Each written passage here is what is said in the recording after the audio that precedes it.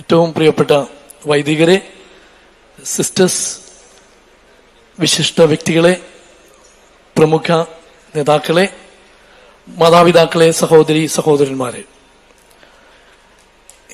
എനിക്കുള്ള ആകുലത ഇത്രമാത്രമേ ഉള്ളൂ. നിങ്ങൾ എന്തിനാണ് എന്നെ ഇത്രയധികം സ്നേഹിക്കുന്നത്? ഇത്രയധികം സ്നേഹിച്ചതുകൊണ്ട് മാത്രമാണ് എനിക്ക് ചിലപ്പോൾ ഈ സ്നേഹം കൊണ്ട് വീർപ്പ് മുട്ടിയതായതിനാൽ എല്ലാവരെയും ആശ്വസിപ്പിക്കുവാനോ എല്ലാവരെയും കൊണ്ടു നടക്കുവാനോ എനിക്ക് സാധിക്കുമോ എന്നുള്ള ഒരു വലിയ ഉള്ളിലുള്ള ഒരു പേടി.